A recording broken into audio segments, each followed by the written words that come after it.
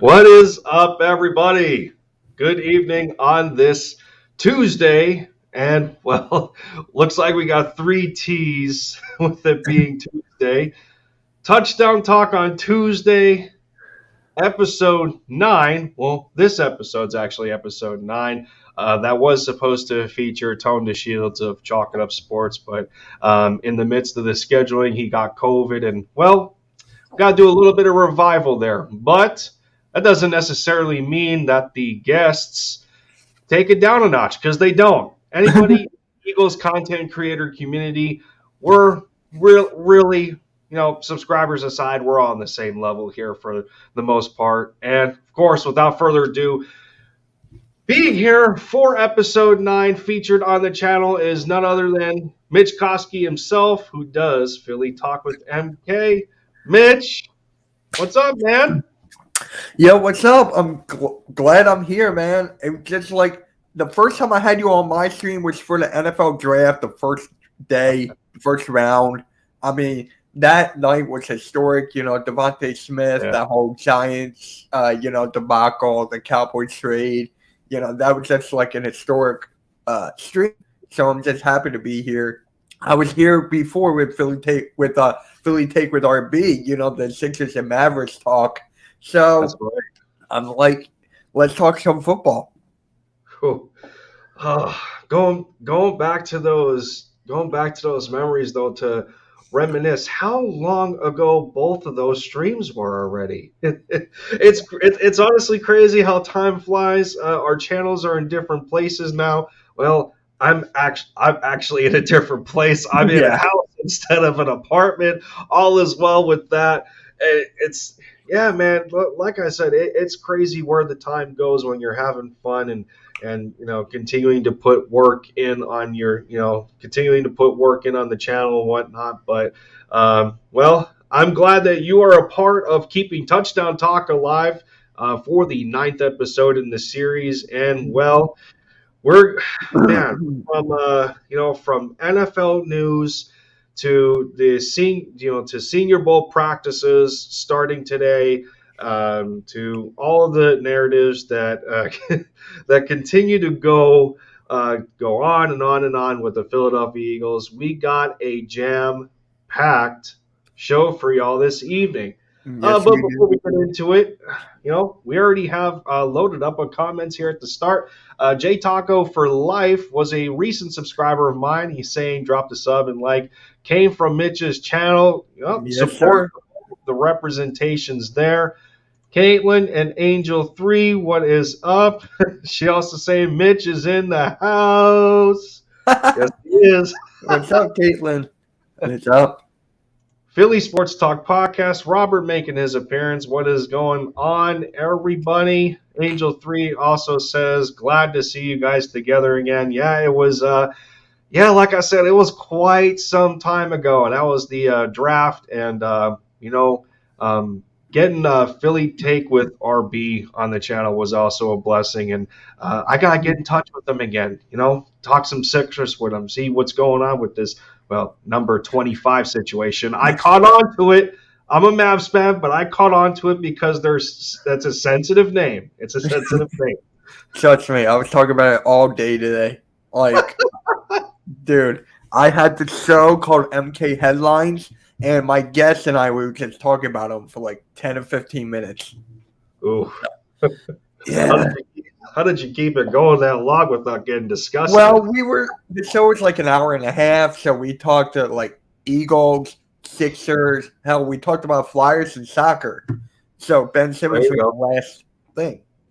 All across the board. That that's a good enough distraction, I guess. Eagles Uncensored, AK, what is up, man? Yeah, it goes around. We only got so much time to get stuff done, and well, of course, I may have a couple of ideas down the road for Touchdown Talk, and while I have said before that I'm trying to get as many different people on the show as possible, that doesn't necessarily mean that repeats cannot happen. So whoever has been on the show before, we got to get a bit of a reminisce there. So whoever is down for touchdown talk, let me know. You can find me on Twitter for that as well. And not just me, Mitch Kofsky.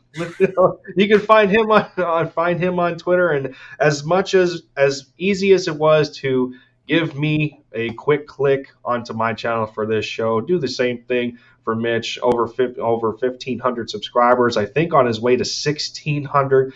Just keeping it going over there. With a lot of different talk with with Philadelphia sports, and he does a little bit of wrestling on the side as a hobby of his. Like I like to do some gaming streams every now and then, but yeah. So I have been doing Fortnite streams. I've had that, so I need to bring that back. I really need to bring it back. People tell me that they missed that, so that's coming soon. That's cool.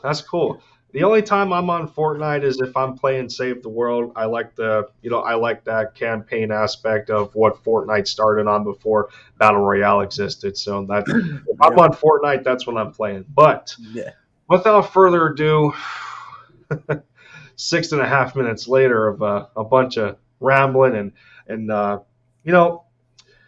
I guess what's the word, touching base on where we've been in the past in previous shows.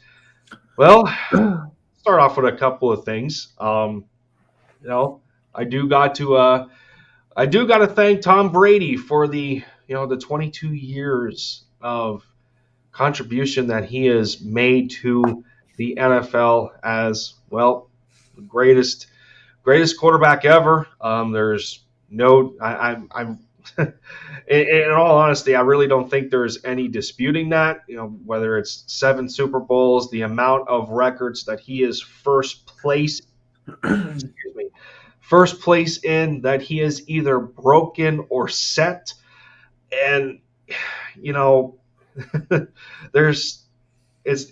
can't even compile enough words or enough adjectives to describe the career that Tom Brady has had for over 2 decades. To stay at an elite level for that long is unprecedented. It's unheard of, and I have to believe that maybe not in our lifetime, but I don't think somebody is going to be able to come close to the amount of success and the amount of dominance that Tom Brady has, that he has put on the NFL again.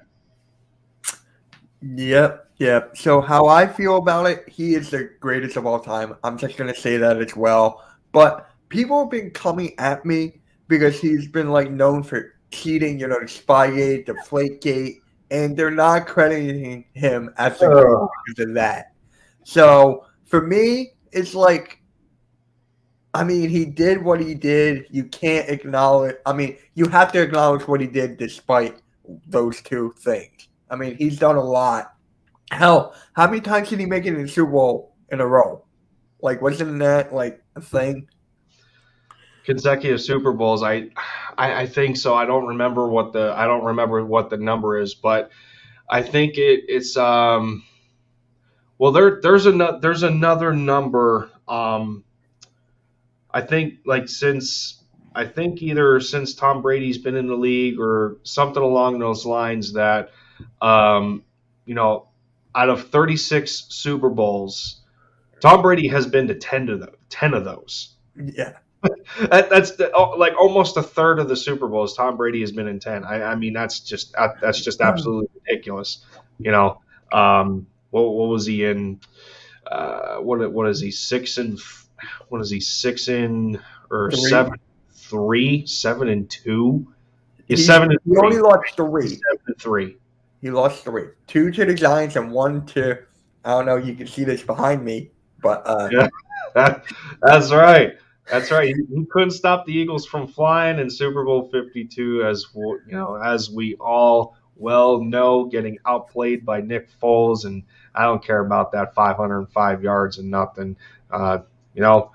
BG coming up with that strip sack when, oh man, when it seemed like all hell was about to break loose. Both defenses really, really couldn't get after each other's quarterback. I mean, it was sloppy play for the most part, like, in terms of the quarterbacks being able to throw the football across the field, being methodical with long lasting possessions. And oh man, well, we gotta thank Brady for that one. And as he retires, we got our vengeance. We got our vengeance after the first loss to him, and well, can't try and get that back. So he goes into retirement with us, with us having his number. That's the best part. But we transition from that, and well, this this next subject this next subject I admire, and I admire, and I don't know, like I'm cautious about it at the same time, because I hope that I hope that something comes out of this. For those that don't know, the former head coach of the Miami Dolphins, and Brian Flores, has sued the NFL, the organization, and teams as well for he has a lawsuit out against against the NFL, in terms of alleged discrimination in their hiring processes, racism and of the like. And like I said, I really hope something good comes out of this, because it has been apparent.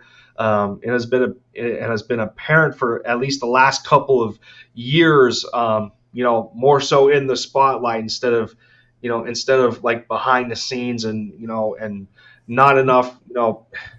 I guess not strong enough voices getting involved in a situation like this. And as a quote from Brian himself states, I'm getting this on Twitter, but he has said, quote, "God has gifted me with a special talent to coach the game of football, but the need for change is bigger than my personal goals.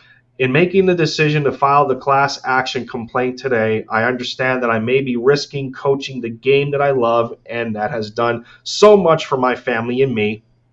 My sincere hope is that by standing up against systemic racism in the NFL, others will join me to ensure that positive change is made for generations to come." And well, I mean, if we're being real about this, it couldn't have come at a better time. Especially we seen, what was it, last year, when it was hitting its peak with a lot of those crimes happening. We don't necessarily have to bring them up, again, as they have been repeated as much as they have. But we get the picture. Like, we get the picture. People who truly get the picture understand what's happening here, especially with what Brian is trying to carry out. And like I said, I really hope that something good comes out of this, to set the example that he is putting his own career on the line for something bigger, for something greater. And he already has such support behind him. So respect to Brian Flores for doing something like this.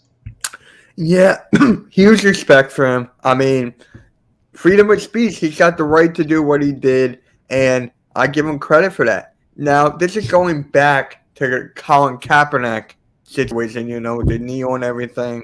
So, is it going to be like that, where they're going to shove Flores to the side and not even mention it?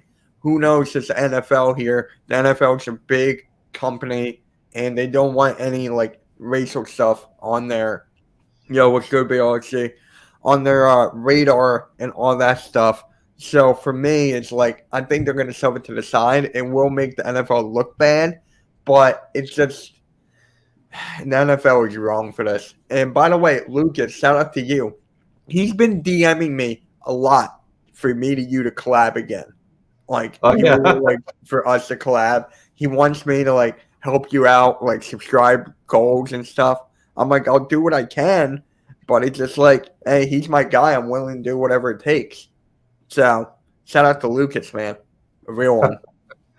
That's cool. I didn't know that. Yeah, big thanks to the amount of support that I've been given, especially in the couple of hiatuses I had to take, whether it was from moving from the apartment to my home and getting stuff set up again, and a couple of others where I wasn't in the I wasn't in the greatest, most positive place when it came to my channel. Didn't know at some point if I wanted to continue to do this and yada yada. But that's behind me. We're back. We're here. I got Touchdown Talk. That's been pretty darn successful up to this point, and really, the content's coming. It's definitely coming. So, yeah, it's just awesome to hear that kind of support. Yeah. Can't thank y'all enough for it. Yeah. You and I actually met on Mookie Robinson's roundtable thing. That's the first time you and I actually met. And I was doing a live stream the next day. I had to hit you up. And I was like, dude, he'll be great to have on. I talked to Tyler, and he was like, dude, just bring him on. He's great. I'm like, yeah. And Tyler says hi. He wants to, like, talk again. So. That's good. Good to hear. Good to hear. Man, all these memories getting brought up. It's just it seems so it seems so much longer ago than it really is. Yeah. Man. BPS in the building. What is going on, man? Another Eagles content creator who is unfortunately a Lakers fan in his case, but he has had quite the quite the jump in terms of his channel hitting over 1,000 subscribers. So another one that's been on the grind. So shout out to him as well. All right, of course, elbow. He's just mad that his Lakers are on a 3-game losing streak. Oh, a friggin' we got Russell Westbrook. I didn't forget that. In the offseason. How's that working out? Oh my god! I mean, you and I can both play the whole time, but we gotta get back to this. Oh my god. Yeah. All right. Well, speaking of getting back to it, the Eagles got back to work. Of course, it being early in the off season. The Senior Bowl has been around the corner for a couple of days now. The practicing actually has just started today. They concluded their first day of practice, I believe. They practiced today. I believe they do. I believe they do one tomorrow, maybe Thursday. They got a walkthrough on Friday, some kind of deal like that. I think the game is on Saturday. So we're already seeing the narratives across Twitter and everything, and multiple beat writers and everybody putting their stories out there on what how they're speculating things, and it has been noted that the head coach and general manager are actually down in Mobile scouting some of these players at the Senior Bowl. And here comes the quarterback conundrums yet again, because some people are talking about that. Oh, they're singling out the rest of the players at that practice, and they're making exceptions just to get a story going, like it has been for the last couple of years with the Eagles when it comes to quarterbacks. And there's pictures out there talking about that. Oh, Sirianni and Howie Roseman are paying attention to some of the quarterbacks at the practice, and whether it's Kenny Pickett, Carson Strong, Desmond Ridder, some gunslinger type of kids coming out, getting ready for the upcoming draft, and wanting to see how they look at these practices, because the practices the practices mean a little more than the actual game itself, because if for people that have watched the Senior Bowl, there's a lot of rotating happening, and these organizations, like the representatives of the front office, GMs across the NFL, they normally don't pay all that much attention to the Senior Bowl just because of that constant rotation of players coming in and out. They don't get a good look of the player that they're trying to scout. And this is where they pay more attention to the practices than the game itself, because it provides something similar to the combine. So, I mean, in terms of the practice starting today, and hearing all this blah blah blah about Howie and Sirianni looking at quarterbacks, and Howie supposedly made a phone call to the Texans about Deshaun Watson, and we have to expect the same possibly for Seattle or Russell Wilson. So gauging all of that, and then gauging how at the end of their season end press conference that they have anointed Hurts going into 2022. What is your ultimate stand, Mitch, on the quarterback situation? Who is your guy going into 2022, and pretty much why is that? So for me, I want to start off with the press conference at the end of the season. Howie Roseman and Nick Sirianni, they were saying Jalen Hurts is our quarterback, right? And so in the back of my head, I'm thinking Howie Roseman is known for lying. Like, how many times has he lied to us about the quarterbacks, any position in our team? And he's like, we're going to keep this guy through and through. And then a couple months happen, boom, we get another quarterback. Bye-bye, Jalen Hurts. I think he tried to stay face there, just to like cover him up, and just saying we're gonna ride with Hurts because that's the right thing to go with. But for me, I want Hurts to be our next year quarterback. I do. I feel like with his development and to put pieces around him, I am good. But here's the thing. When we get a chance to upgrade at any position, if it's quarterback or whatever, I am up for that as well, to make our team even better. So if we get like an opportunity to get Russell Wilson, I know he's like 32, he's on a down-pleading year, but with our offense, I feel like that would be a good matchup with Russell Wilson. But is that my first choice? No. My first choice is Jalen Hurts. I would love to take Jalen Hurts another year, and then we'll see what he got left. I mean, I don't want Deshaun Watson with all that, legal stuff. Aaron Rodgers, my guest today on MK Headline said, if we had the chance to get Aaron Rodgers, I would, but it's just like he wouldn't want to come here. So for my answer, Jalen Hurts, quarterback next year. Yeah, I think that's a pretty fair assessment. You have to, as every GM does in the NFL, you have to look at all of your options, all of your possibilities, any opportunity you have to make your football team better. It doesn't matter what the position is, and we have known Howie to do that for the longest time that we have been paying attention to how he carries himself as the general manager of the Eagles, and between these draft picks and the messy situation that unfolded with the demise of Carson being an Eagle and getting traded, and well, he did want out. Howie and company didn't do a very good job to try and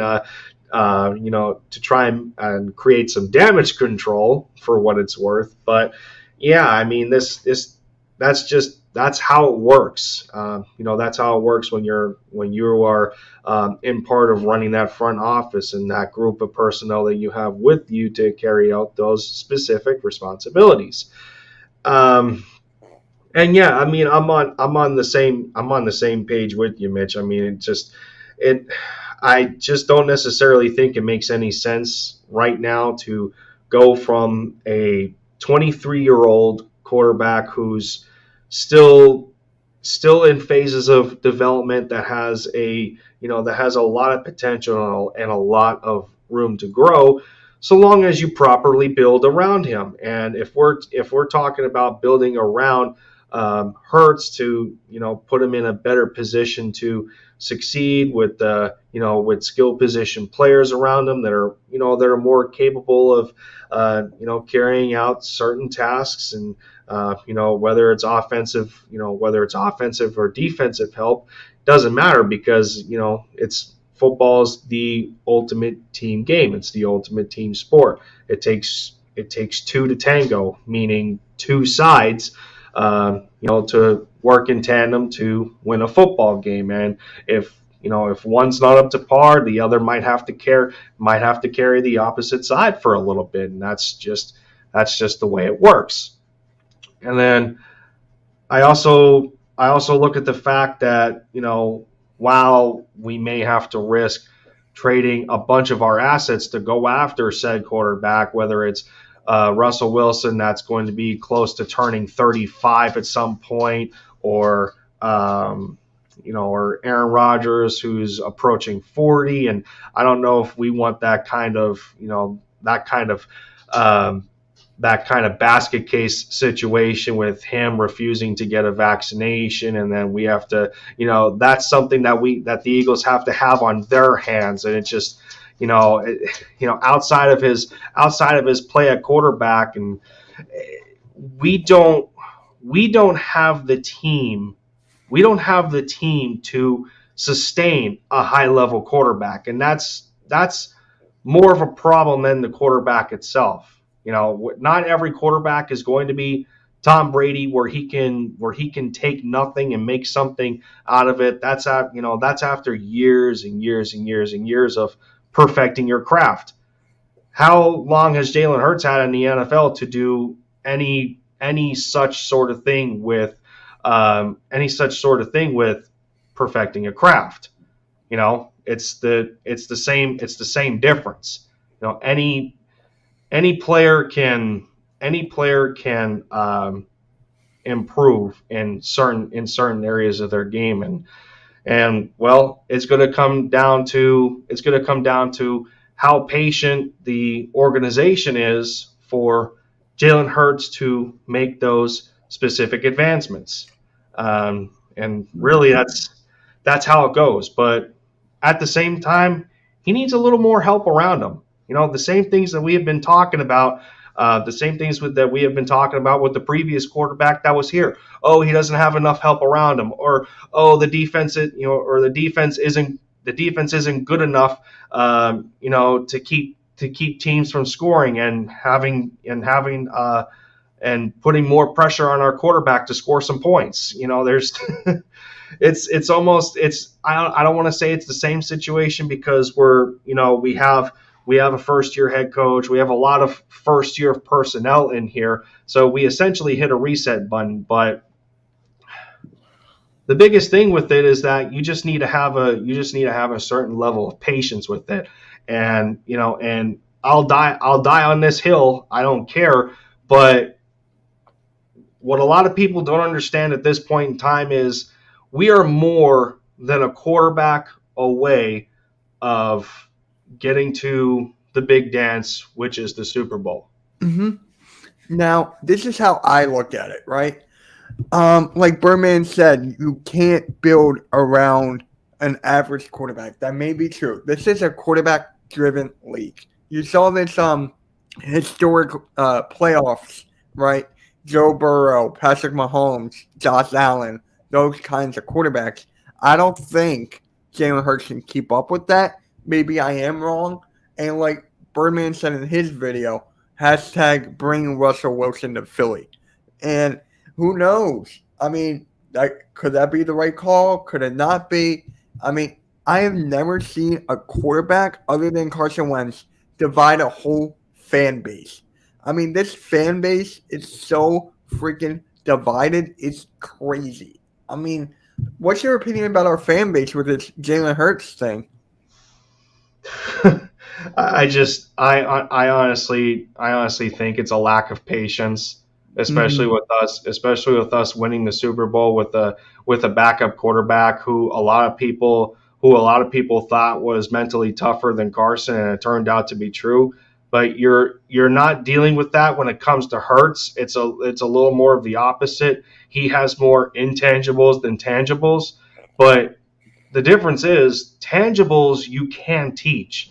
So when, like, for instance, when Birdman says you can't help someone that's average, that's completely false to me, because anyone can improve better than average. There's no limit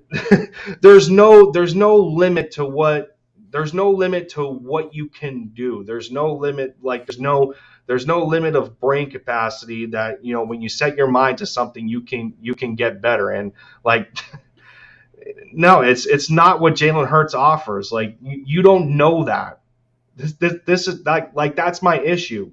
Like, right here, Jalen Hurts will never see the Super Bowl. You don't know that. Nobody knows that, because he's only played a one full year of starting, and he's not the guy. So with that logic, you mean to tell me that one of these rookie quarterbacks out of this class can get you to a Super Bowl faster than Hurts can? No, it's completely false. Mm-hmm. Hurts is a lot further along than any of those rookies, and this rookie class is maybe average to above average. But there's a lot of people that'll want that Bama quarterback. Who is that? Bryce Wilson next year? No, there's Bryce Young, I think, right? Is it Bryce Young? I forget his first name, but that's my issue with it, though. It's not that I'm I'm sorry, Burnman. No. Yeah, you see, I'm not living in a fantasy. That's me being realistic with the situation. That it just doesn't make sense to give up on. It doesn't make sense to give up on someone after 1 year of being average or below average, whatever you want to call it. Especially when quarterback to these people on the other side of the fence isn't the only problem. And they're having a hard time realizing that. Outside of Jalen Hurts, there's bigger issues with this football team, not just the quarterback. Yeah, it's a quarterback-driven league, and yeah, there's those quarterbacks who are different, who will take you as far as they do into the postseason. But it's not just them at the end of the day. Look at Matthew Stafford with the Rams. Look how good that Rams defense is.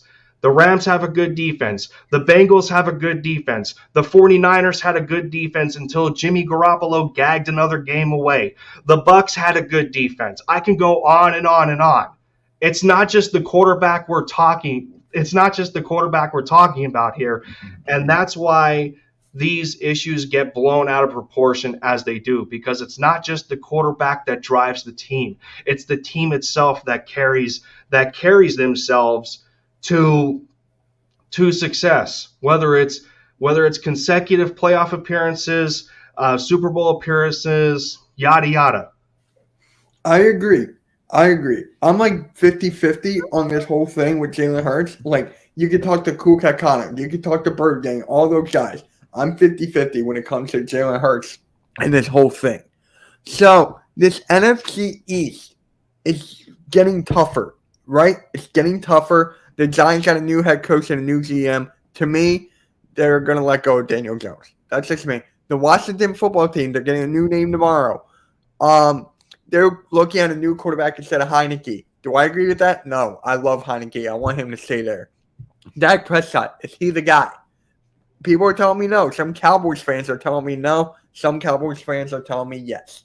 So, just like, where do you go? I mean, it's a quarterback league. You need your quarterback to be better.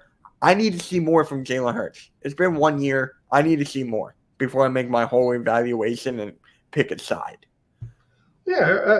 I mean, that's the thing. Everybody needs to see more. And again, of course, I mean, this is like the Bengals had a sorry O-line and made it to the Super Bowl. Okay, you're singling out how good their defense was. Again, yeah, they lost. Yes, they blew some regular season games, and yeah, Joe Burrow did have his moments. But again, when we're talking about the Bengals, Joe Burrow was a top 10 pick in his draft. Wasn't he number one, if I'm not mistaken?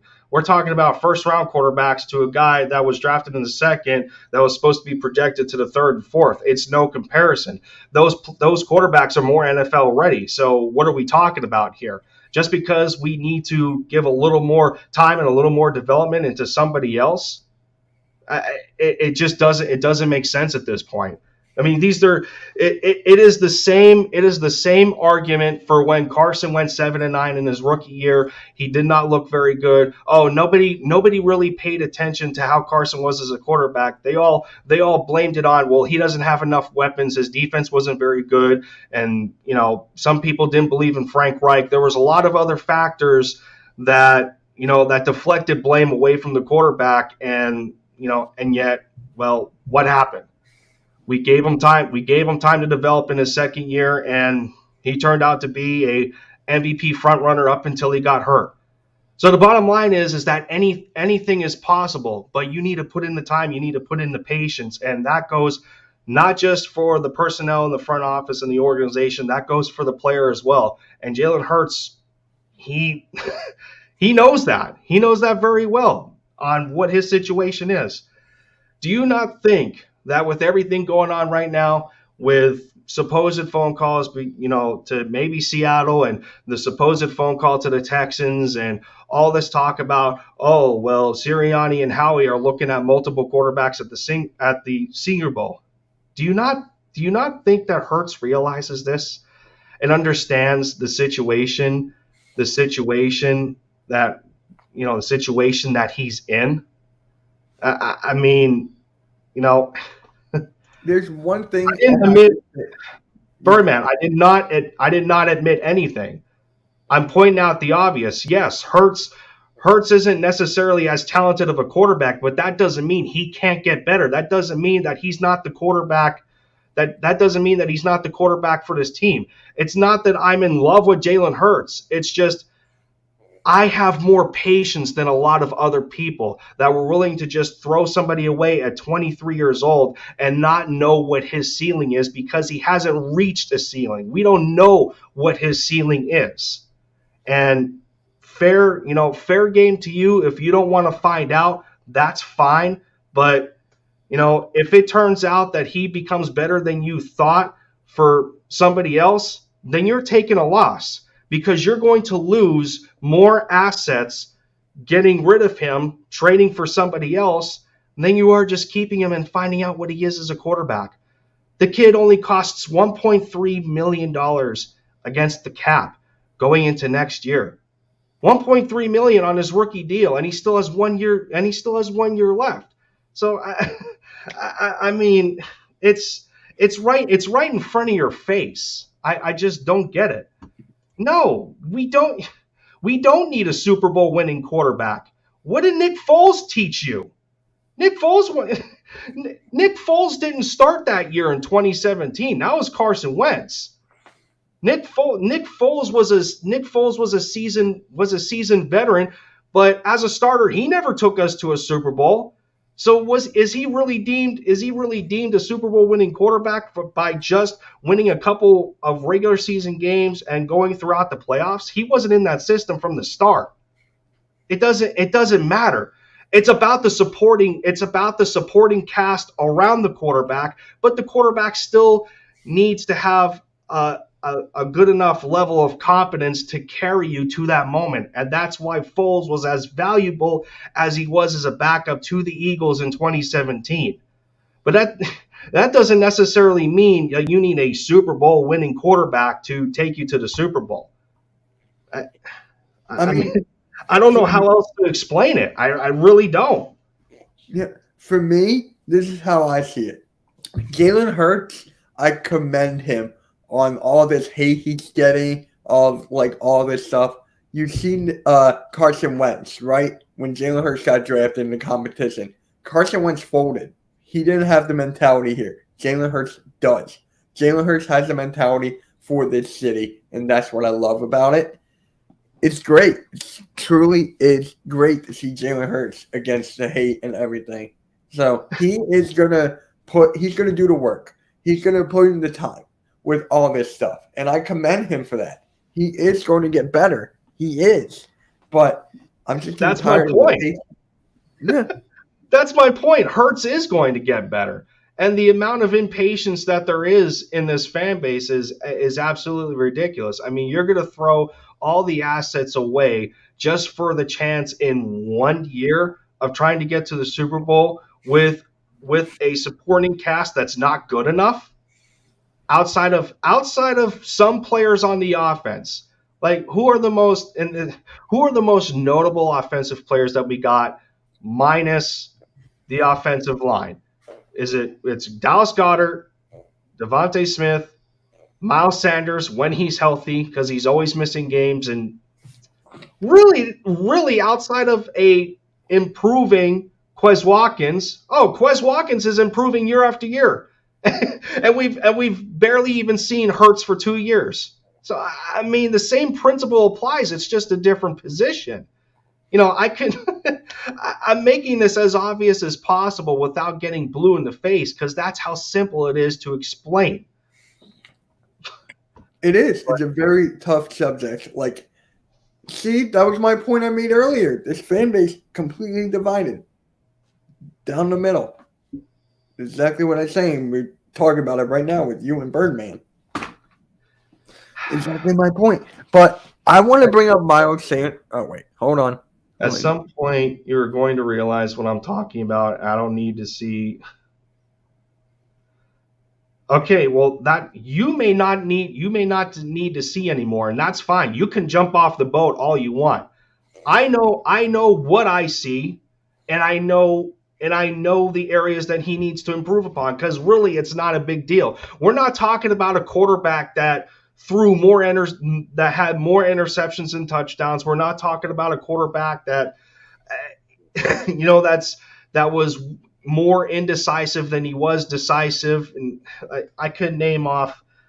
See, that's the exhausting part of it because I'm continuing to repeat myself because there's a lot of areas in this that are more obvious than not. But if and respect to Birdman because it is his opinion, and I'm not going to be that guy. Everyone has a right to their opinion, but I'm not jumping off yet. I'm not doing it prematurely. So, I mean, that's just me. People have the right to think what they want, but to give up on a 23-year-old quarterback who has already built, a year and a quarter into this league that has given himself some homework to work on and, a bunch of other stuff considered, whether you bring in a Deshaun Watson with those legality issues, or you bring in a 34-year-old Russell Wilson that that needs a little more of a dependency with the supporting cast, with the supporting cast around him, whether you need to do that or I don't even think a rookie quarterback is going to do this. And the other thing, and you brought up about how you thought Carson was mentally weak, and he has shown that because multiple times throughout the year it was thought that he felt Nick Foles was breathing down his neck. As far as I'm concerned, I don't think Nick Foles ever went to the front office to where it leaked out and he has said that I want the starting job.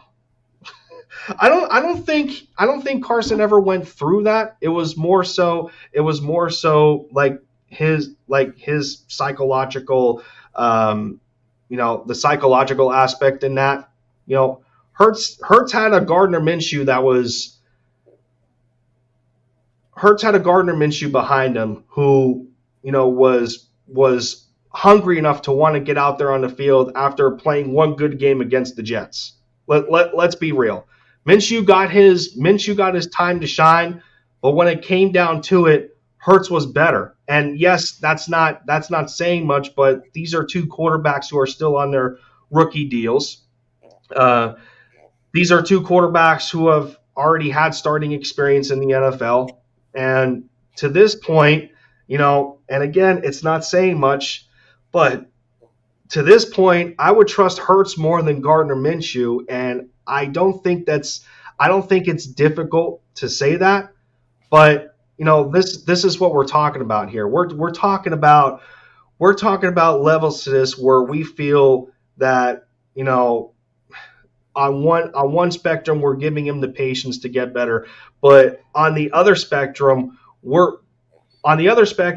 people that feel that Chris Sims was right the whole time, in which he kept Hurts off his list of the top 40 quarterbacks in football, having a rookie third rounder Kellen Mond on top of him that didn't even get any NFL snaps last season. I mean, what's the deal here? What are we talking about? Let me ask everyone in the chat this, because we got a lot of people in the chat now. I can see it. Thank you for coming to the show. It's great.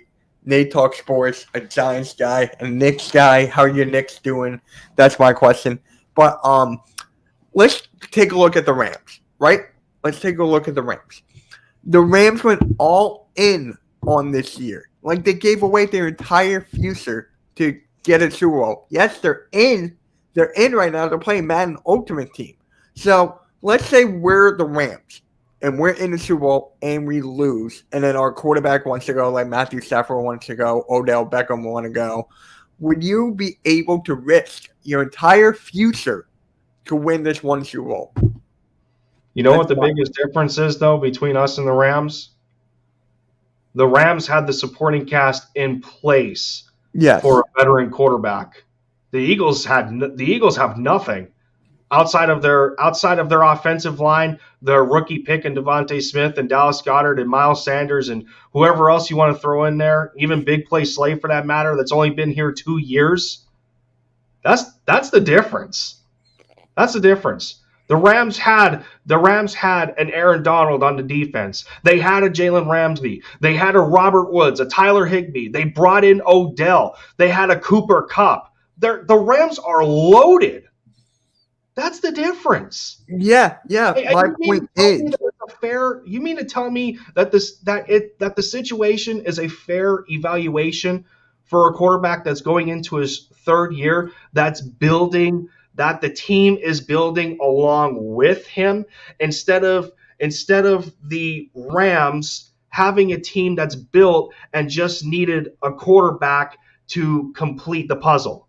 Yeah. It's a completely different situation here.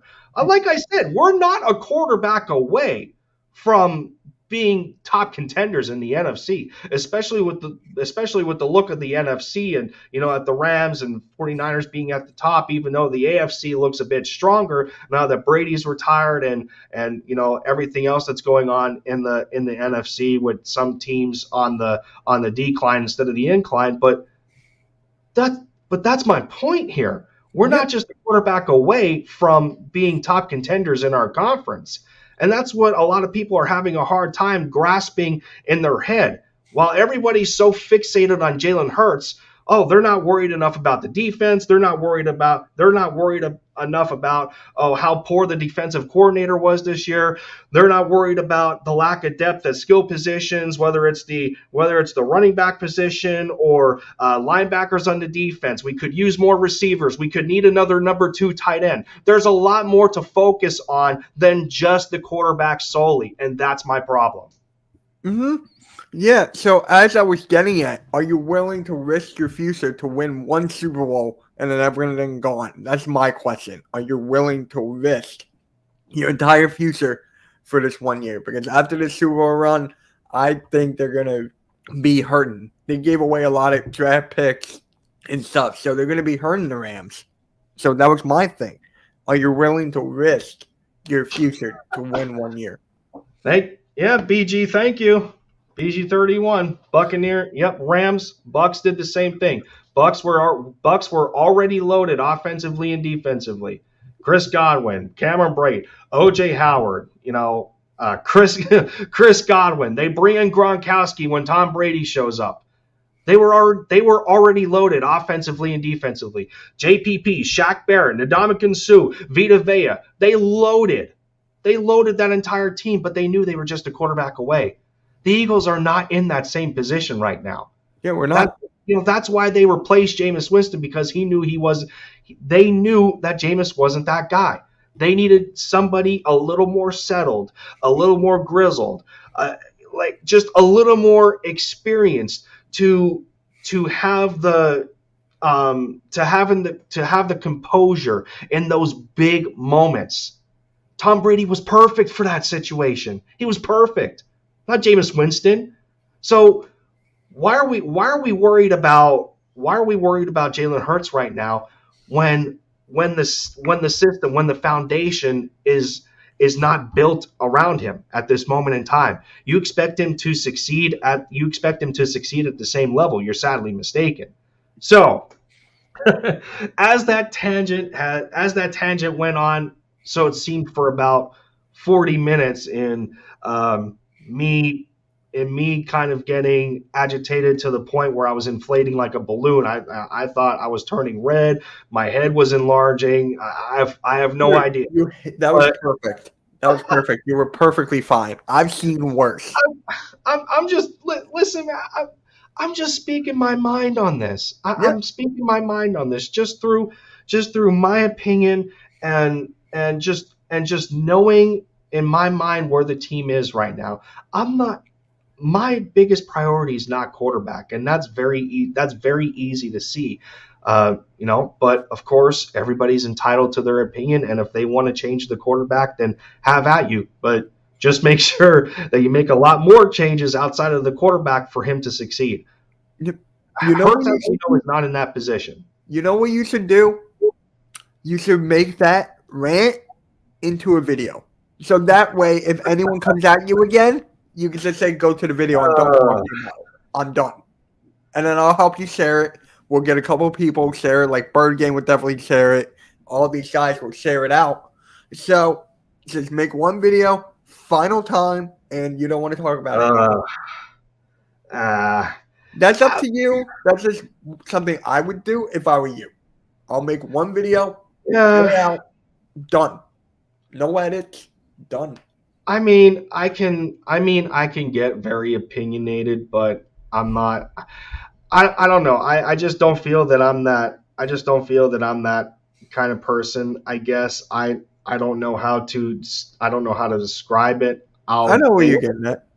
I'll just state my opinion, and that's it. There's no need for me to really, I guess, elevate it, exacerbate it, and anything of that nature. But yeah, I guess I'll just leave it in the streams. But okay, speaking, that sounds good to me. I'm just saying that's Speaking of stream, since the Jalen Hurts tangent took up about 40 minutes of its time, we're already at 53 minutes, and we still have a good portion of the show left because there's more that I have to. There's more takes. There's more knowledge that I have to get from Mitch here on other off-season decisions that we have planned ahead. So we think, as we talked about with the Senior Bowl and the draft, and I think we already covered enough of Jalen Hurts and the trade speculations. But being that as it may,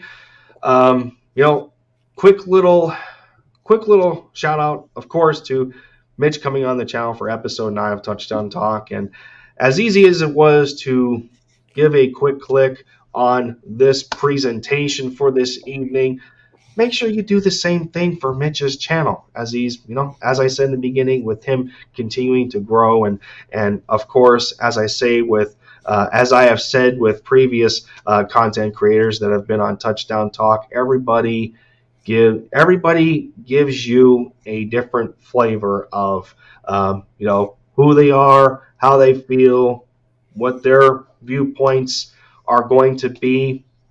And that's just the beauty of content creation. Nobody's out here trying to create a mask of somebody else and acting the same in that sort of sense. That'd be a little weird. I don't know why the hell I said that, but you get the picture. The amount of diversity that we have in this community, but to be able to come together and talk about the same football team that we love to cover, it's that's the beauty of it. So as much support as you are giving me for my channel, make sure you do the same to Mitch. And just wanted to take a quick little breather and remind y'all to, um, remind y'all to check out his channel. And I really appreciate that, Lindy. Thank you. I really appreciate that. So I've been asking a lot of Eagles content creators this. We have the best running back core in the NFL, right? We have the best running back core. So would you be willing to trade Miles Sanders for like a running back or something? Because to me, with his injury history, it's like availability is the most important thing for me. And Miles Sanders this year, he wasn't available.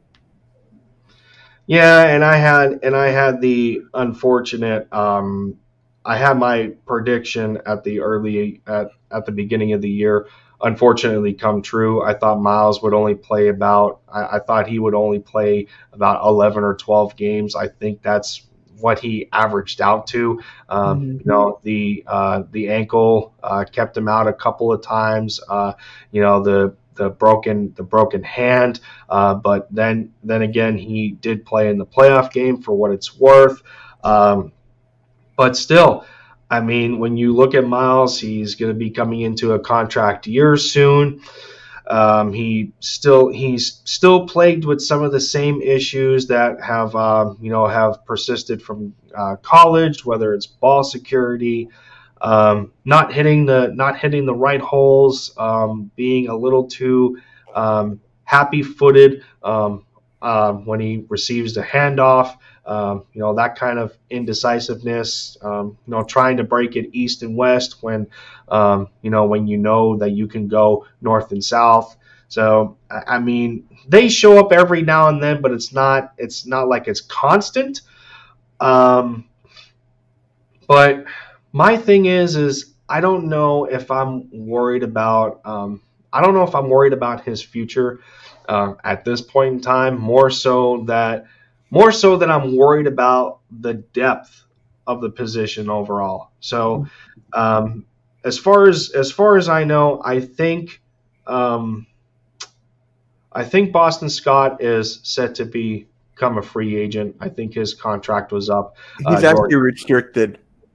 Okay, yeah, he's a restricted free agent. Okay, so yeah, that's right. I forgot about that. But so you got Boston Scott, Jordan Howard's expired, and then behind them, if you don't include Miles, you're looking at a Kenny Gainwell that's going to be coming into year 2. You're looking at a Jason Huntley who comes on and off of the practice squad. He gets activated but never plays. He was more so featured on special teams than the offense. So I mean, I'm looking more at the core of the running back position instead of just a singular player, because even if we bring the same players back, it's easier to say than not that this team will not repeat the year that they had last year. So you gotta add some bodies to that position instead of worried about Miles and that being the priority on whether he's the guy or not, because that's not the way the Eagles do things. We've always been a running back by committee, so to speak, as of recently. So if it was me, I would try to add a little more depth to the position instead of it being solely a two-man show between Miles and Kenny Gainwell, based on how Kenny makes his sophomore. Whether it's going to depend whether Kenny Gainwell has a sophomore jump or a sophomore slump. But yeah, that's my take on it. Yeah, I mean, I could definitely see that where you're coming from. I mean, Miles Sanders, like Bergang said, he's our best running back we got. But to me, it's the injury history that really bugs me. It really freaking bugs me. And people are saying that we're not going to sign Jordan Howard back. To me, that's a mistake. I feel like we need to keep Jordan Howard. But if we can get someone in the draft or a free agency like a Leonard Fournette or somebody, I'll be more than happy for that. But I love Jordan Howard. Hell, we cut him twice. We're going to cut him again for a third time? Like, really? Well, I wouldn't necessarily think it'd be a cut since he is on an expiring contract. But I get your point. I mean, when you look at it, he's more than likely not going to get another job in the NFL. And the least you can do is bring him back on at the vet minimum, which would be pretty dirt cheap at this point. Yeah, he has some injury history to himself, and more, most notably with the Eagles, outside of the Chicago Bears and the Miami Dolphins, where he's suffered 2 shoulder stingers here and a knee sprain. So with him approaching 30 years old, I think Jordan's going to be 28 soon. Those kind of power backs, with the way Jordan is, it's been a dying art for years in the NFL, like that kind of running back, because, well, they can't just take that kind of punishment game in and game out and not expect them to have an injury of some sort. So I mean, if the Eagles are in a worse spot than they imagined in terms of the running back position, I don't know how it hurts you to bring Howard back on a vet minimum, but you also have to provide an ample enough amount of, and I probably butchered the grammar there, but you get what I'm saying. Like, even if you bring a Jordan Howard back, you have to make sure that you bring enough competition to that room when it comes to training camp and OTAs, just like they did between Jordan Howard and Kerryon Johnson last year, and Jordan beat him out.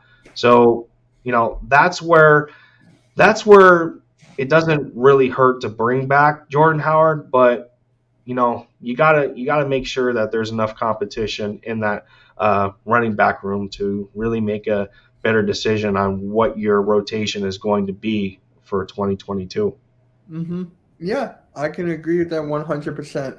And you know what helped with a running back? The O-line. Because we had the best O-line, or top 5 O-line in the league. And I'm telling you, that's going to be hard to repair that O-line with Brandon Brooks out. Lane Johnson might be retiring.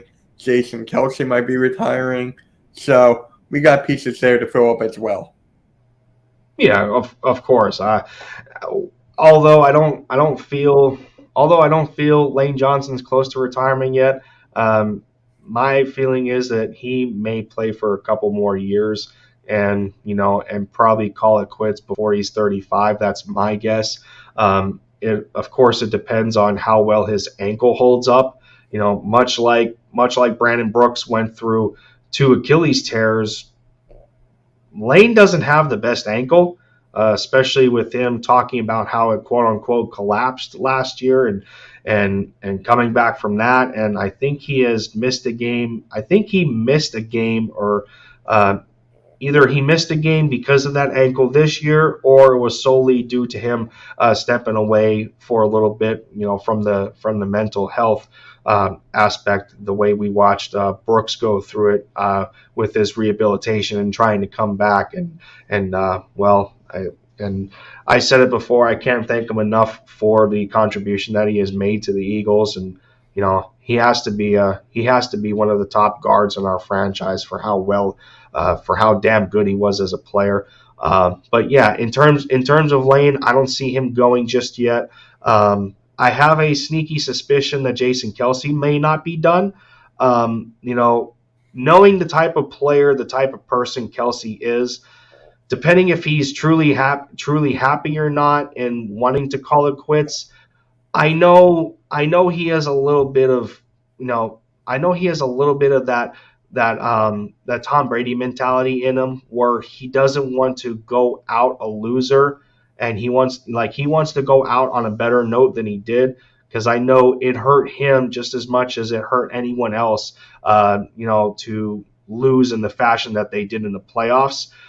So if he has enough of that hunger, enough of that desire to come back for one more year and see on the possible evolution of Jalen Hurts, I would not be surprised. I would actually promote it.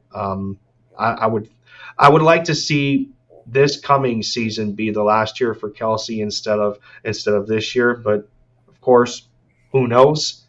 And not to mention Travis Kelsey's getting up there in age. I think Travis is going to be 32, which isn't exactly old for a tight end, but the type of player that he is, and that kind of size of a tight end, you can match him to like a Gronkowski type. But yeah, no. Who else on that line? We got Landon Dickerson and Mailata on that left side, who they were they were fantastic this year. Mailata looked like a Pro Bowler in moments. Everybody that was worried about Landon, if he was getting redshirted at the beginning of the year, is he going to play, and yada yada. I think he put some of those concerns to bed with with his performance on the field. I mean, him and Mailata together look like they've been doing it for longer than a year on the field at the same time. I mean, they were that good. And, that's what happens when not only are you taking higher prospects out of the draft, and that's, and I'm not saying that Mailata was one of them, because Mailata was certainly a project in himself, but that's what happens when Jeff Stoutland is your offensive line coach. To me, he's the best in the business. He's the best in football. And, to me, it's no question. What he has done with different players on different levels is, unprecedented to me. To be able to maintain an offensive line playing at this good of a level for consecutive years, being top 5, there's no negativity, there's no nitpicking that you can point out. Absolutely nothing. It was phenomenal. Outside of injuries, which is out of his control, Stoutland has done an awesome job with this offensive line. No complaints there whatsoever. But much like now, let's continue with the offense here, Mitch. Much like the running back position, there's 2 other spots that I feel do need attention, and a lot of others feel the same way. Most notably, because of certain conditions, the wide receiver position, people feel that we need a big-time veteran there. And it just gets more comical by the minute when you hear that press conference, that end of the year press conference with Sirianni and Howie Roseman, and how Sirianni talked about his group of 3 receivers. And, well, at the top, no question, Devontae Smith. I think a lot of us seen that coming. Number 2, he actually had Quez Watkins, which bumped Rager all the way down to number 3. Who knew that a first-round pick coming out of his draft class would be a number 3 receiver on a football team? It's, I think this is to lower levels than what Nelson Aguilar was, if that's even possible. It seems to be at a lower level. But you completely, what is your agreement level on the assessment at wide receiver when you take those 3 individually by what Sirianni has said in the press conference? So Devontae Smith, automatic number 1. He's my favorite Eagle right now. The ability he has to create an open space, his route running ability, his catching ability is top notch. I can finally say that the Philadelphia Eagles have a number 1 wide receiver for years to come. It feels so great to say. When it comes to Watkins has been getting better year after year after year. And then, with this whole thing with Jalen Hurts not finding him when he's wide open and everything, that's not Watkins' fault. Watkins is good. He'll be a good number 3 receiver next year. And as for Rager, he should go. And we need to get a veteran wide receiver, either Godwin or hell, I would trade for Ridley. I'll get Godwin or trade for Ridley or Allen Robinson or Michael Thomas. Devontae Adams. If we get Devontae Adams, which I highly doubt, that'd be cool as well. So that's my opinions about wide receiving core. And Greg Ward, he was my surprise pick if he got cut. was he didn't get cut this year. Greg Ward is better than Jalen Reagor. So, and Whiteside got to go as well. So, that's my take. When you have a second round pick at receiver that is limited to blocking assignments, that's just a level of embarrassment that you don't really want to reach. When the talent of the classes after JJ was picked, when they surpass him, and these guys weren't even picked as early as Arcega-Whiteside was. And if I remember correctly, I think it was said at one point that in that draft class, I think the Eagles were laughed at when they took Arcega-Whiteside, not just because it was over DK Metcalf, and God, that's talk about a broken record. But it wasn't just because of that. It was also because of the fact that multiple teams had Arcega-Whiteside, had him scouted in as a 5th round receiver instead of a 2nd. So not only was he chosen over Metcalf, but you also have that from different scouts across the league that they were not as high on JJ as the Eagles were. So it's you just got a double negative there. But you take him, and then you seem to take a Jalen Reagor, who, again, another broken record. He was picked before Justin Jefferson, and yeah. Well, we can't continue to comment on that anymore because, of course, the past is the past. We have to deal with the present. But to see him seemingly below Quez Watkins in this rotation, that just goes to show the disappointment and the disappointment in the coaching staff, the disappointment in the front office on where they thought he was supposed to be at this point in time, and we can only hope that Reagor acknowledges this, but it may be too little, too late because of just like the milk going sour. It's already sour in Philadelphia. I think everybody's pretty much done with Reagor. Another almost Aguilar-esque situation. But it's, I think some other guys got to be given a chance here.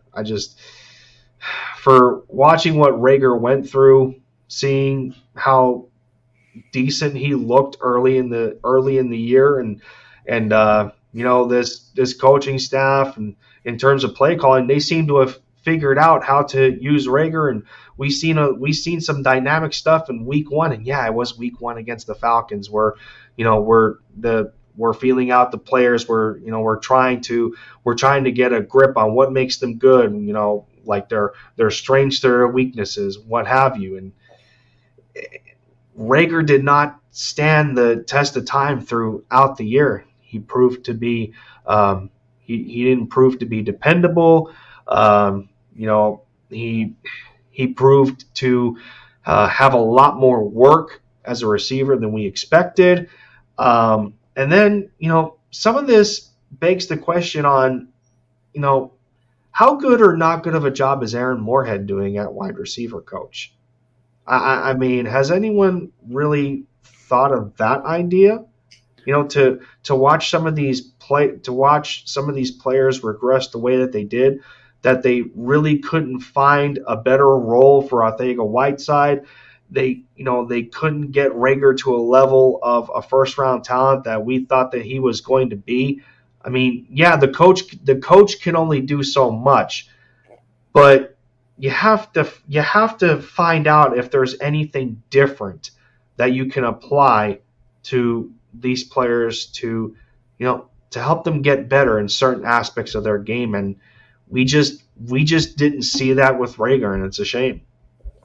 Yeah, I actually haven't even thought about the wide receiving coach like at all. So that's like new to me. I need to like dive into that a little more during my free time, of course, and just do some research. But how does he look at? I guess it's not really his call with Whiteside and Rager. I guess that's not really his call. But No, yeah. I guess he has the right to say something. I mean, if you look at the tape history of both, they're not that good. So maybe he could speak up to Nick Sirianni and Howie Roseman. Be like, dude, these guys are not cutting it. We need to do something. Like, Well, I mean, that's part of the reason why Sirianni retained Moorhead is that they have had ties through the Colts organization, so they know each other a little bit, and there's a respect there. But yeah, I mean, you have to wonder, and especially when we think of the fact that the Eagles have not been able to retain a wide receivers coach for a consecutive amount of time. I mean, this was the first time that we have had the same wide receivers coach. So yeah, there's a benefit to that. But if they're not doing anything to help better the players, then something's either there's something either wrong with the player themselves that they're not grasping certain things, or it's just the method of the madness that this receivers coach is carrying out. And I don't want to think that way, just solely because of watching the development of Quez Watkins, how much better he's getting. He still has work to do. Devontae Smith, nothing needs to be said about him. He already came in. He already came into the NFL ready. He was the best. He was the best receiver in his draft class, Heisman winner. He came in. He came in ready, but that doesn't mean that he doesn't have work to do. Of course, we're going to want him to bulk up a little bit to be able to take the NFL type of punishment week in and week out, and trying to break tackles to reduce the chance of injuries for that matter, and I don't necessarily think Devontae Smith had a injury scare this year, maybe once with an ankle, but he ended up being okay. So thank the Lord for that. Yeah, but no. Aside from it all, when you consider the depth at the receiver position, and when you consider the idea that there's really nobody notable on the practice squad that may challenge some of these guys on the first string, you got to bring in some improvements. And whether it's through the draft and another Alabama receiver, or especially in free agency with a lot of guys that are available that could definitely make a difference. Mike Williams, you're willing to take a gamble on Michael Thomas. You got Chris Godwin, who is a Pennsylvania native. You can bring him back to the state. I've heard Alan Lazard in that category as well. Anybody else that I'm not mentioning, Christian Kirk, I heard was talked about. So, and I mean, Calvin Ridley. Bottom line is there's really nobody receiver wise on the roster, that could help Hurts to the level of having a veteran receiver to bring him along with, to bring him along as an NFL quarterback, and helping him out, understanding where he feels his receivers need to be at this point in time, what routes they're running, knowing the timing, the anticipation. Like he doesn't necessarily have that kind of receiver on this roster outside of Devontae Smith, where Devontae can go to him and be like, okay, like in this, if we're running this concept against this coverage, I'm going to be here and you have to throw it to me at this spot at this time. Outside of Devontae, who's still developing as an NFL receiver instead of a collegiate receiver, there's really no one else on this roster that Hurts can have the benefit of with working on those areas of his game as a quarterback in that regard. So that's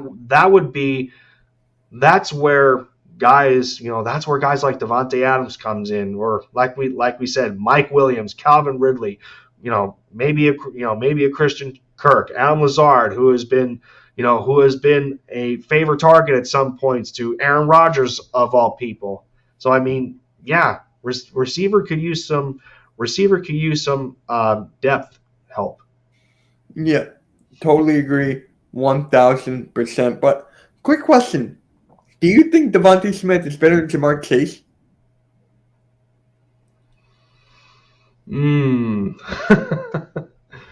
That's a good one. To me, I have to go with Jamar Chase as of right now. That's a good question. He's in the freaking Super Bowl. That's a good question, but I think the difference is Joe Burrow and Jamar Chase have had a tighter connection between each other, even ever since the collegiate level, than Hurts and Smith has had. Right. I mean, Hurts being on and off as a starter through Alabama. He then transfers to Oklahoma, and that's pretty much it between him and Smith. I think if him and Devontae Smith had just as strong of a connection like Joe Burrow and Jamar Chase has had from the collegiate level to the NFL level, then it would be a different conversation because, obviously the Eagles have the better offensive line. In terms of protection, Hurts has a little more of a dynamic game than Burrow does. Burrow's a lot more of a pocket passer, but he can use his legs when he wants to, similar to a Trevor Lawrence or a Justin Herbert. Those three quarterbacks are very similar in their play style. But yeah, I mean, I guess you can go Jamar Chase in this instance. I don't know if it would be the same answer if Jamar was playing with a different quarterback, because chemistry is very important. Right. Yeah, I guess it's fair at this point that you could very well take Chase, but the outlier to that between the two was Justin Jefferson, of course, with what he was able to do with Kirk Cousins. I mean, them two had no chemistry whatsoever, but it's who Justin Jefferson is as a wide receiver. And well, he benefited from a veteran structure, a veteran quarterback. There's a lot more that he has benefited from than Smith has and Hurts has when they're all on the same page together trying to figure it out as a football team. Yeah, so at bottom line, they're the best two wide receivers in the draft class. It's him, it's Smith, Chase, and Waddle. Those are the three. So, yeah, they're both the best wide receivers in the draft class. Done. So I think as this stream has already gone over an hour and 23 minutes, we're going pretty well here, and it seems to me that we're maintaining an audience right now, and shout out to the people in attendance and dedicating some of your time to listen to us maybe babble on through a rant, or just giving our takes and our opinions on the situation in the Eagles with everything that has been going on up to this point. Appreciate appreciate the dedication there. As many as 7 were in the viewing spot. There you go. Yeah. appreciate it. It looks like we're doing a good job here. I would have to say, but of course, another quick shout out again. As much support you are giving me, make sure to do the same for the guest here for episode 9 of Touchdown Talk, Mitch Kofsky. Of course, he's got his own channel. He's got the subscribers. He's got the supporter base that he does in the Eagles content creator community. So, like I said, give him a quick click over to his channel. The link is in the description. And we both have similar social media platforms that you can follow us both on. You can find us both on Twitter. So, make sure to do that. All right. The last position I want to cover that I'm not going to spend too much time on because I don't see a lot of people talking about it per se. But we have a bit of an issue at the tight end position to me. I don't know if you have caught on to it. I agree. I don't know who else caught on to this. But to me, I think we have a depth issue at the tight end position. So getting into that, yeah, it's all fine and dandy that we locked in Dallas Goedert. He earned his money. He deserved it for the most part. Those drops were still unacceptable if you're the number 1 tight end. Catch the ball and then run with it, Dallas. I love you, Dallas, but come on, man. No. One thing at a time. One thing at a time. Hit his foot. Don't try and do both things at once. Just focus throughout the route, catch the ball, then turn upfield. It's like he's trying to do so much at one time that he just gets overwhelmed with it. But yeah, so he gets his extension, well deserved. What are you really looking at after him? Okay, so at some points you've seen Jack Stoll as the number 2, very good blocking tight end. He was out there on some of the improvisation and Hurts going through a bit of a scramble drill when a play breaks down, and he'll break out onto a route, or he'll sit in the soft area of the zone. He'll get open and he'll push forward for yards after the catch. Because Jack Stoll isn't the hardest guy to he's not the easiest guy to bring down. He's got size to him to match Dallas Goedert a little bit, but he's got a lot of work to do as an undrafted rookie free agent.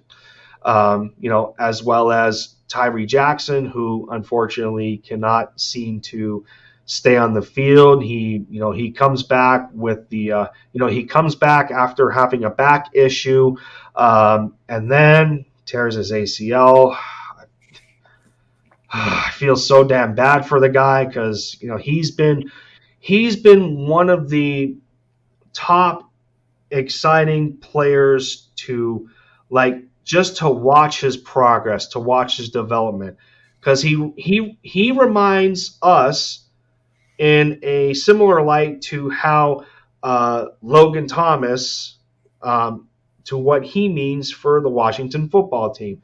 They came out of similar situations. They were both quarterbacks who switched positions to tight end. Logan Thomas ends up getting a nice extension, but he got hurt for Washington. And then we're wanting to see those next steps from Tyree because, man, a tight end at 6'7", and he's got some size, and he can catch the ball pretty well. And we were watching throughout training camp that he was really connecting with Gardner Minshew and in some of the preseason games or joint practices, and he just can't stay healthy right now, and it's heartbreaking to watch because, like I said, he was one of the more exciting players that we've been paying attention to. So outside of him, outside of Jack Stoll, outside of a Richard Rodgers that was brought back again for how many times now, and then you have Noah Togiai, who was re-signed on a reserve futures deal.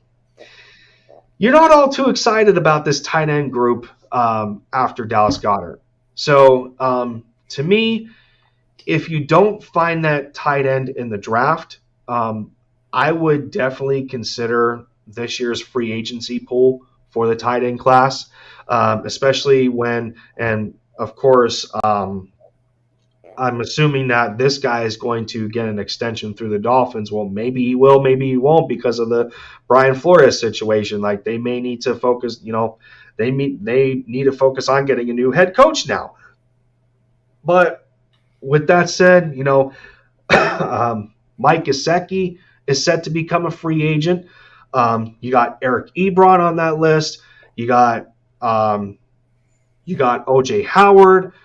You got Robert Tonyan from the Packers, and who else? I'm forgetting his name. Zach Ertz. No. I'm just saying. As much as I would love, as much as I would love to see Zach Ertz back, I would rather see him back retiring as an Eagle. I don't know how you can return after the situation that happened. Joey, what up, man? He says Tyree Jackson could be the number 2. Of course, we are not forgetting about Tyree. It's and I don't want to say Tyree Jackson's making us forget about him, but like I said, it's just the fact that he's already went through back-to-back injuries that are just so unfortunate that could alter who he is as a tight end, especially at 6'7". When you start to have knee injuries like that, the taller you are, sometimes the taller you are, the worse it is because you got all that leg length and there's a lot of other things that go into it, but it's just sad. But I'm looking at it as a means of like you need I think you need a little more of an immediate fix, and not to the point where it's a Ertz Goddard situation again, where you're trying to split the snaps between them. But my tight end target personally in free agency, I think he would be a perfect fit next to Goddard. He's only 25. He may be 26. And being that this team has a quarterback problem of their own, I would love to see David Njoku signed. Okay. I would love for the Eagles to bring in David Njoku. I think he could be a perfect partner next to Dallas Goedert. He could give us that solidified number 2 position. You don't have to pay him much. He doesn't count much against the cap. I think he may still be in a rookie deal. I'm not sure, but he won't cost as much. Is basically what I'm saying. If you want a nice cheap plug and play option. You bring in a guy like David Njoku or other guys like that I mentioned, like OJ Howard, Robert Tonyan. Gesicki would be a little up there because he's due for a new contract. He's probably going to want to get that, being the number 1 from the Miami Dolphins, so he may be off the table. But yeah, I mean, to me, David Njoku could be a perfect signing. If you don't like anybody enough in the draft, then he would be my target to help out with the depth, that this tight end position's having a problem with. Yeah, I agree. David's a great pick right there. Njoku, I like that pick. But I've been thinking about Ebron a little bit and OJ Howard a little bit. Because OJ Howard has learned from Gronk. I mean, I'm pretty sure there's another tight end there that I'm forgetting that he's played with. But I think he's the perfect number 2. And I don't know how much he costs against the cap, but we definitely need help at the tight end too. We definitely do. Like, I've been saying that for a while now. Maybe I'll make a video about it tomorrow. Who knows? But, yeah, a tight end position, not a lot of people are talking about it. So I feel like we need to make an adjustment or a change. Yeah. Gio in the house, the 215. What is going on, man? Richie Mack going, David is a Florida Gator. Papa Sore would be. I didn't even think of that. But, well, I mean, I guess I would be in his favor for that then. But, well, being that we have reached over the hour and a half mark, I don't know how much time we are going to spend on this next topic. Of course, it is the last in the discussion on Touchdown Talk. We've already discussed the quarterback. We've discussed the rumors. We have discussed the current situations going on in the NFL. Earlier, beginning of the show, whether it's the retirement of Tom Brady, what the movement that Brian Flores is starting, the Senior Bowl, Jalen Hurts, got through a lot of those topics. Mm-hmm. The last one we need to go over and was the biggest eyesore, in my opinion, for the Eagles last year was that defense. Saving the best for last, right? Yeah.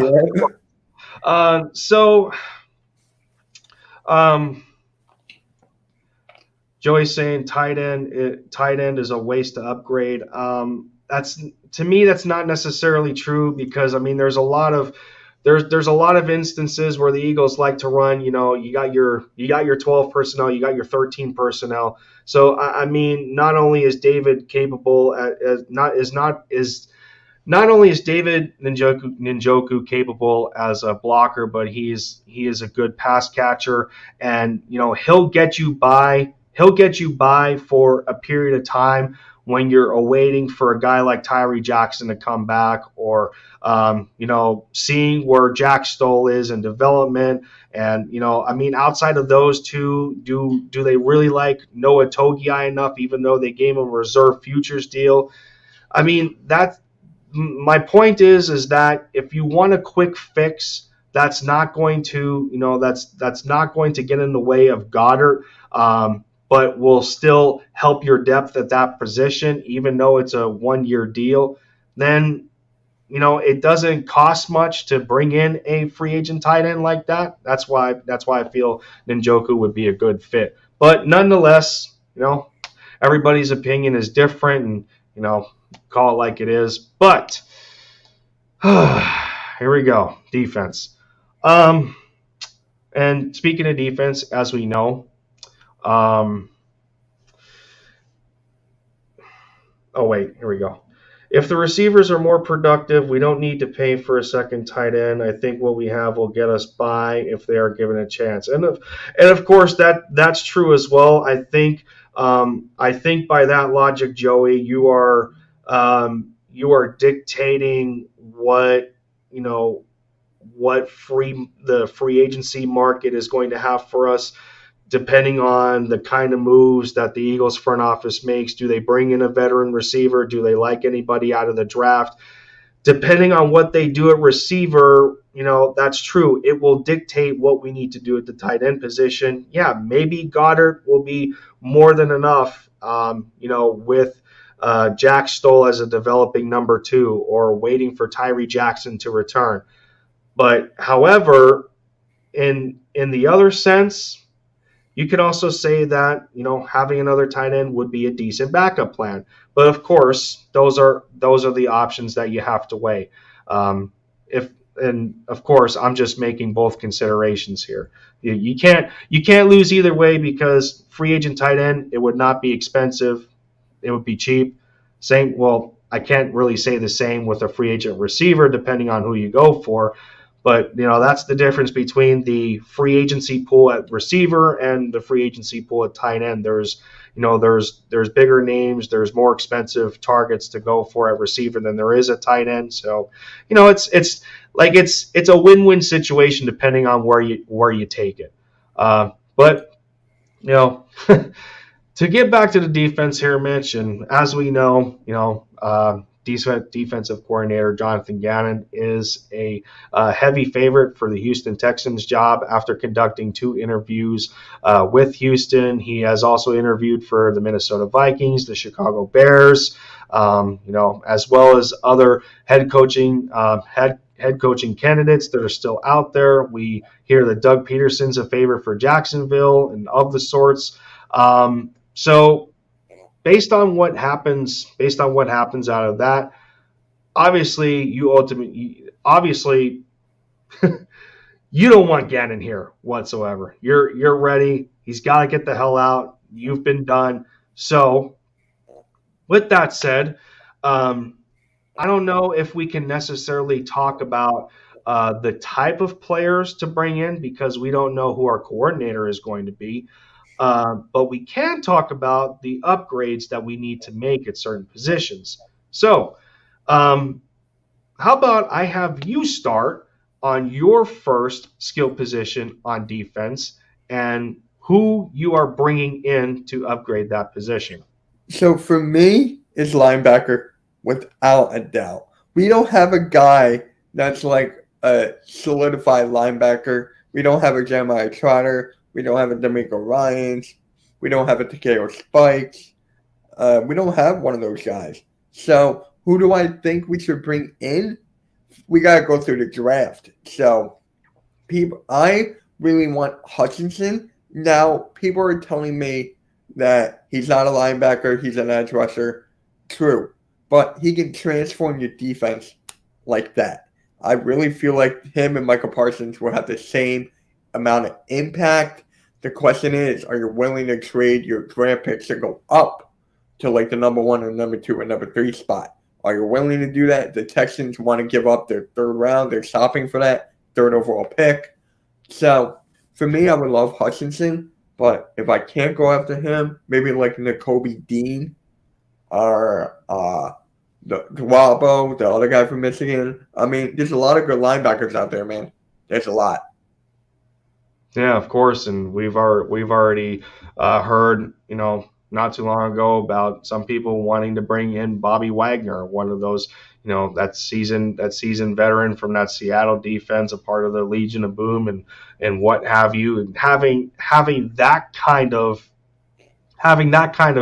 linebacker on your roster to command the troops, so to speak, because I'm pretty sure going into this next season that nobody really wants a guy like Alex Singleton or TJ Edwards to lead that group. It just doesn't make sense from a standpoint of what their skill level is. Because I mean, we can look at a lot of these guys on this roster and say, and we can definitely ask the question, well, are they starting on other teams?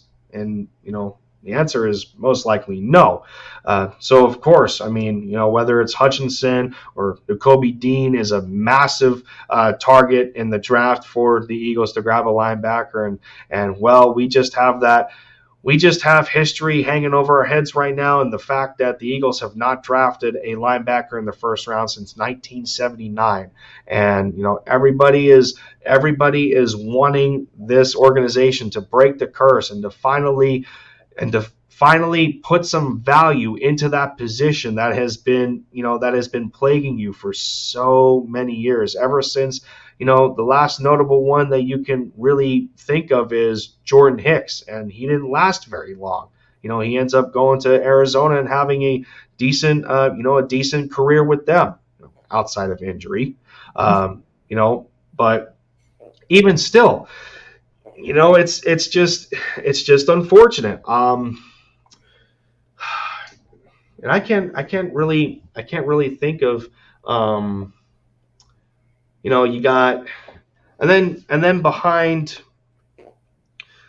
Singleton and TJ Edwards, you're hoping that guys like Davion Taylor takes that next step. How is he going to look coming back from injury? A lot of people were excited about Davion because he was really improving on multiple levels. Getting smarter with his play recognition, his reaction times. A lot of that he was getting better at. He was meeting receivers at the catch point. Good tackles, good instincts. Quite the improvement from his rookie year, and then he ends up getting hurt. You look at a Patrick Johnson who was crossed between linebacker, defensive end type of role as a rookie. You look at a Jannard Avery. Teron Jackson was a little bit of a mix in there. It's just there's really, I mean, there's not a whole lot when it comes to this group, but also a lot of that's very well dictated on the proficiency of the defensive line and also the proficiency of the secondary. And well, it seems that it seems that a bit of a switch has happened this year compared to last year, where to me the secondary outside of Jonathan Gannon's play calling with the defense, the secondary wasn't much of a problem area, which shocked some people. For as much criticism as Steven Nelson got, he did his job. He did his job to the point where it kept Avonte Maddox at his natural position, and Avonte ended up being one of the best slot corners and graded as one of the best slot corners in football, according to PFF. Slay was a Pro Bowler. Rodney, for the most part, was on top of his game. He had some help here and there with Anthony Harris. So secondary looked pretty good for the most part. And as we transition into the secondary, we do know, that Slay is going to be coming up on another extension, and I think it's well deserved. Even though he's climbing up there in his early 30s, he's going to be approaching the mid 30s soon. If you give him another 2-year extension, he's going to be pushing about 34 years old. So I think it's going to be at that point when he may start to drop off. So, being that as it may, you're going to need to groom some guys, bring in some depth that's going to eventually take that number one spot. Do we have a guy like that on our roster right now? Unfortunately, we do not. Zach McPherson is not there yet. You look at other corners that were brought in, whether it's Kerry Vincent, Tay Gowan, those two have work to do. Maddox is who he is. You're not going to put him back on the outside again. Steven Nelson's going to end up getting the bag elsewhere, so you need a replacement for him. And then you go to the safety position, and both Anthony Harris and Rodney Macleod are on expiring contracts. Do you bring either of those two back, knowing the age that they are? We know that Rodney already went through 2 different ACL injuries with his knees. Anthony Harris is a serviceable safety. He's okay for what he is. And then behind those guys, you got Kayvon Wallace, who's been more involved on special teams than the defense. You got a Marcus Epps, who's continuing to improve, but you don't see him as a starter. Graylin Arnold is a guy that's not here anymore. And then you got Craig James, who's now coming back from injury, who was one of your special teams aces. So,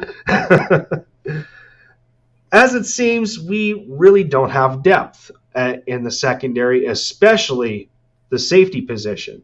So that's going to steer a lot of the fan base to go after a guy in the draft like Kyle Hamilton, one of the better safeties coming out of this draft. But much like linebacker, the safety position has also been plagued when it comes to selecting quality talent in the draft. So staying in the secondary, what is your plan in terms of how the Eagles could improve after giving Slay an extension and or after he leaves? So, with the cornerback, I feel like with Slay, you got to find somebody to go behind him. And for me, I personally don't know who will go behind him, but I would really want Alexander Hamilton, as the safety. I believe that would be perfect. But again, where the Eagles will want to take a risk and go up and maybe trade some of that draft picks to get that. That's the one thing I want to talk about with Howie Roseman. He's afraid to take risks. And that's where I said Kyle, didn't I? It's actually Alex. I think I said Kyle Hamilton instead of Alex. I don't know. I think it's Alexander. It's a Hamilton. So, for me, it's a Hamilton. So, for me, let's just do that. But I feel like if Howie Roseman can make more risks, it is Kyle. We can do better on the defensive side. So it comes up to the draft for me. Yeah. Yeah, no doubt. Absolutely. You can arguably say that this is one of the most critical drafts that the Eagles are going to have in years, based on how they set this football team up. knowing that a lot of skill positions are, in risk of not having depth going into next year. So the last position that we can focus on to close the show out, and it may end up taking us about 10 minutes, and we may even finish at an even 2 hours. And 2 hours, where'd the time go, man? Where'd the time go, man? That's like the theme of this. That's all the catching up that we had to do. Yeah. Definitely all the catching up. But let's get this defensive line out of the way, because knowing what we have to work with here, we're already hearing about trade speculation with Fletcher Cox, Hargrave being a Pro Bowl reserve. He's going to end up playing in the Pro Bowl. I think. Who was it that couldn't play? I think it was Chris Jones that wasn't eligible because the Chiefs were in the playoffs. I think it was either Chris Jones or Frank Clark that he was replacing because of Kansas City being in the playoffs. I want to say it was Clark, actually. So you got Hargrave as a Pro Bowler. You got Cox through the trade speculation. You have Barnett hopefully not being in a midnight green uniform anymore, as a lot of us didn't want that to, as a lot of us wanted that to end with him being on a $10 million fifth-year option and really just not giving the productivity to the dollar amount that he was given. And then, on the other side, you watch Brandon Graham go through an Achilles tear, and you've seen multiple guys try to replace him, whether it was Ryan Kerrigan. They dropped Patrick Johnson down there a couple of times. They put Josh Sweat in the rotation. Nobody can really capture what Brandon Graham meant to that D line. Although Josh Sweat did a damn good job this year, but D line, has a little bit of a depth issue. But you have to give credit to Milton Williams doing a good job. I think Tracy Rocker has put a lot of these guys in a good position to get quality snaps. But yeah, I mean, as far as I'm concerned, it's looking like this D line is in the market for another edge rusher. Mm-hmm. Yeah, and congrats to Josh Sweat for being a Pro Bowler this year. Congrats on that. I mean, Josh Sweat has been incredible this year. He really has. So if we can pair up somebody with Josh Sweat for next year, I'll be more than happy. Take my money. Like, seriously, I'll be more than happy for that. Yeah, definitely.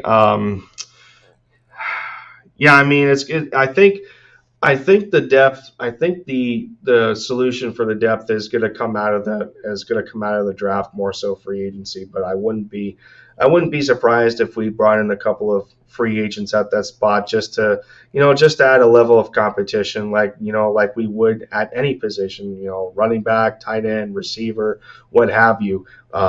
But yeah, we're going to need some guys to challenge some of the soft, some of these rookies going into year two, just to figure out what we have at that spot. And, we need help everywhere again. Unfortunately, that's just the way it goes. But of course, with any football team, you're looking to improve every position every year until you have those set guys that you can lock in and say, that's my franchise guy at that, that's my guy. Well, not franchise, but this is my guy at that position. This is my guy at that position, so on and so forth. And, we're just not completely set up like that yet. But this team is going to have a lot of work to do. And, with that said, and with me hearing my dog, who has made a couple of appearances in the back of the camera, one of my dogs for that much,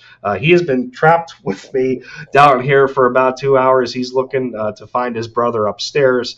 But with that said, I think it's fair to say that we can close out episode 9 of Touchdown Talk here.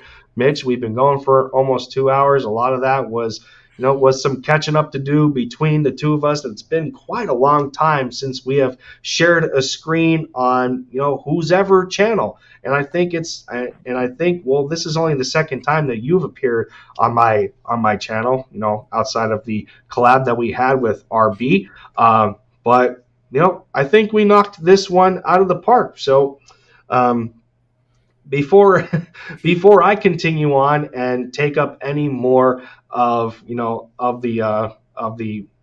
not the spotlight, but any more of the minutes here before we close the show, you got anything else that you have to mention? The floor is yours.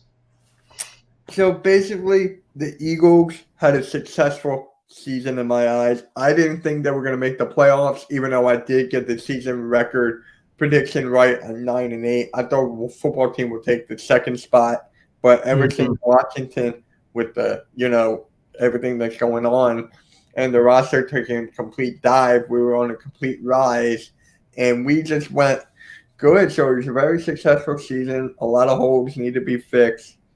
Gannon has to go. A lot of the players have to go. So it's a work in progress. That's all I have to say. And with Jalen Hurts, I'm not going back into that again because we all know why.